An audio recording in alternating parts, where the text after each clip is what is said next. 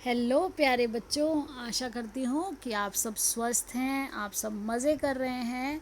और ये है हमारी वर्कशीट नंबर 73 जो आप सभी 6th 7th 8th के बच्चों को करनी है 28 सितंबर 2020 को।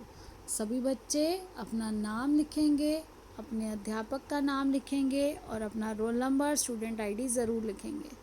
बेटा, हम सभी को पता है कि समय बहुत कीमती है, तो आज हमारी जो वर्कशीट है वो समय के इम्पोर्टेंस पे, समय के महत्व पर आधारित है।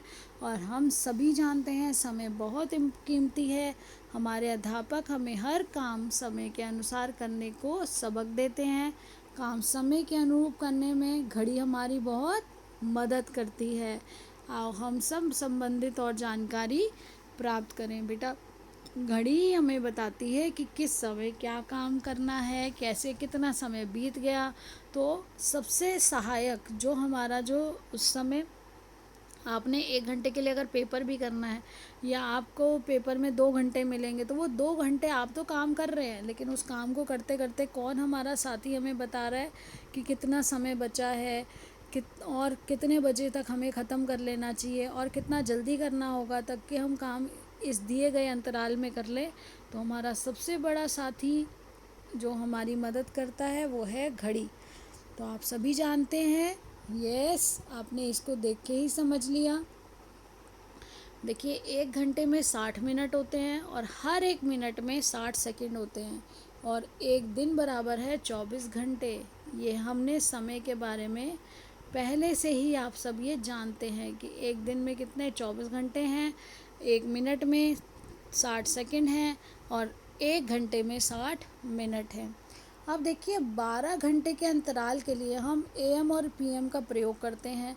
जैसे रात के 12:01 से लेकर सुबह 11:59 तक हम एएम का इस्तेमाल करते हैं, और दिन के 12:01 से लेकर रात के 11:59 तक हम पीएम का इस्तेमाल करते हैं। यानी कि दोपहर 2 बजे के बाद पीएम और रात 12 बजे, दोपहर 12 बजे के बाद पीएम और रात 12 बजे के बाद हमारा एएम शुरू हो जाता है। जैसे सुबह, अगर सुबह 6 बजे हम कहना चाहते हैं तो 6 AM, और शाम के 6 बजे कहना चाहते हैं तो 6 PM कहा जाता है। तो अब देखिए, यदि हमें समय दिया गया है कि सुबह के 4 बजे, तो सुबह के 4 बजे को लिखते हैं 4 AM या 4 AM।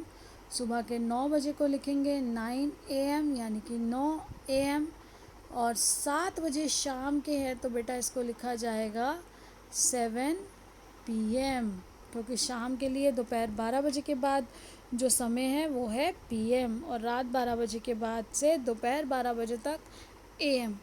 तो अब देखिए, नीचे दिए गए कुछ काम लिखे हैं, आप ये काम किस समय करते हैं वो आपको घड़ी में दर्शाना है। अगर आप सुबह 6 बजे उठते हैं तो 6 AM है, तो उसमें आप छोटी सुई को कहाँ लेकर जाएंगे। देखिए, हम इसको बड़ा करके देखते हैं घड़ी को।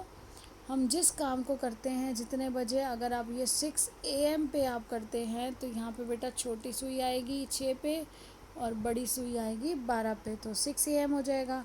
आपका खेलने का समय यदि 4 बजे या 4:30 बजे है तो आप छोटी सुई तो लेकर आएंगे बेटा। देखिए, छोटी सुई होगी 4 और 5 के हल्का सा बीच में, क्योंकि आधा घंटा बीत चुका है, और ये इस तरह से आ जाएगा 4:30 PM। तो आप जितने बजे खेलते हैं आपको उसके अनुसार इसमें समय भरना है। अब देखिए, घर में पढ़ाई करने का समय, तो आप सुबह कितने बजे पढ़ाई करते हैं या शाम को कितने बजे पढ़ाई करते हैं। आप सुबह 9 बजे पढ़ने या 8 बजे पढ़ने बैठ जाते हैं, तो ये देखिए 8 और ये 8 AM, क्योंकि ये सुबह के 8 बजे हैं।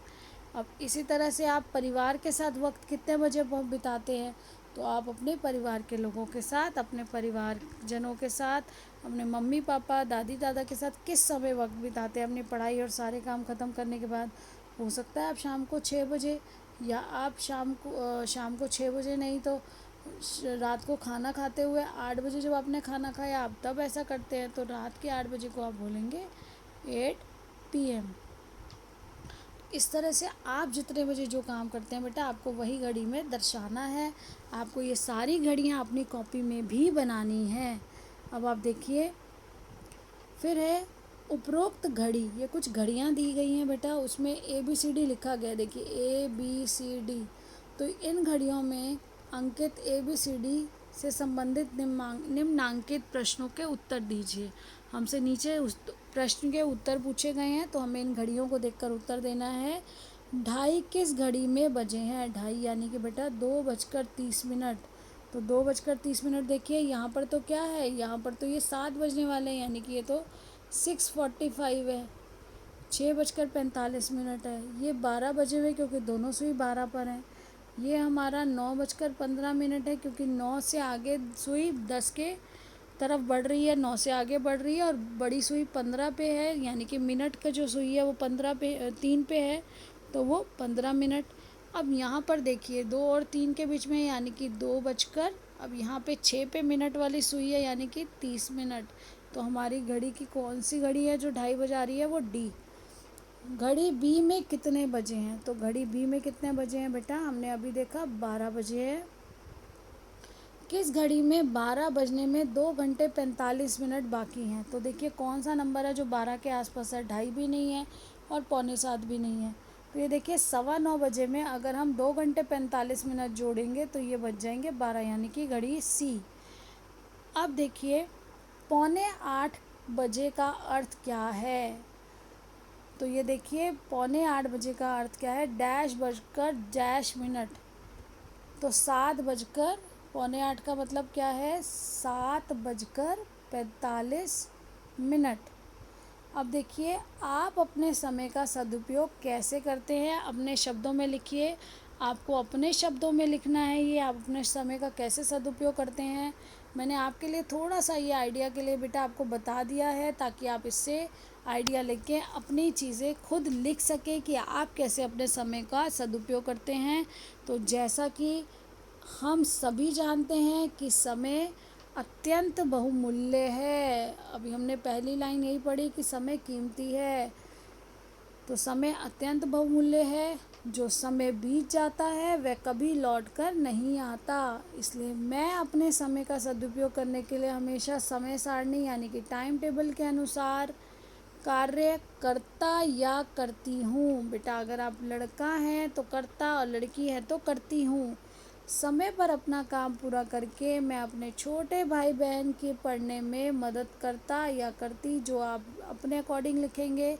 सभी काम ख़त्म कर हम सभी खेलते हैं और सभी चीज़ों का आनंद भी लेते हैं। जब आपका काम सब समय पर हो जाएगा तभी आप सभी चीज़ों का आनंद ले पाएंगे, क्योंकि समय बहुत कीमती है।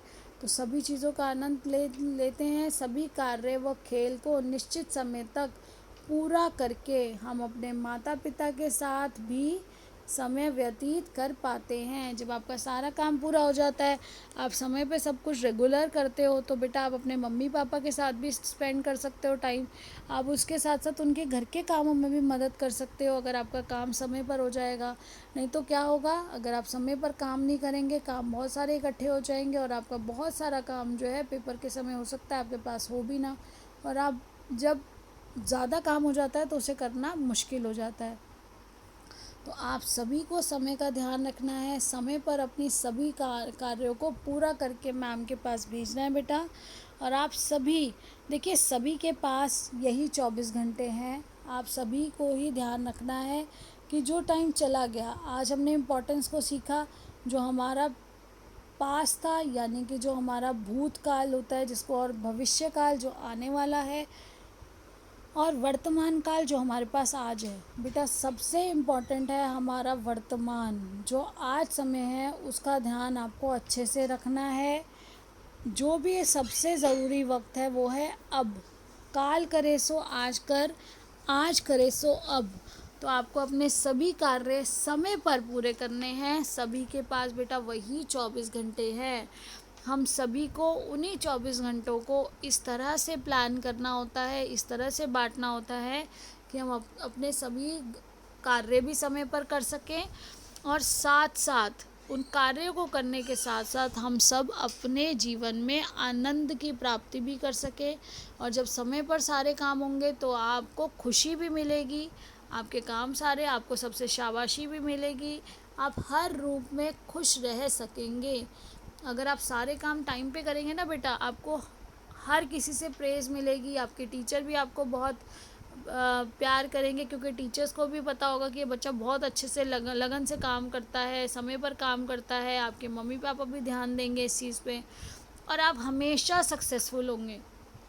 जो समय पर काम करते हैं वही लोग, क्योंकि देखो सबके पास ही वही 24 घंटे हैं, एक दिन में सबके पास ही 24 घंटे हैं, लेकिन जो इसका सदुपयोग कर पाते हैं वही सफल होते हैं।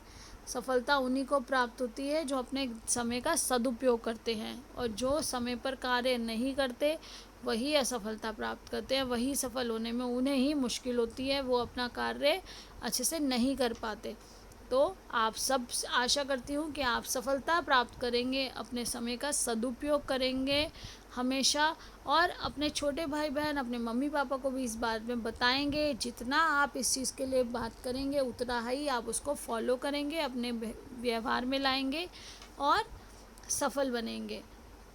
तो इसी तरह आनंद लेते रहिए, मुस्कुराते रहिए और स्वस्थ रहिए, सुरक्षित रहिए। धन्यवाद।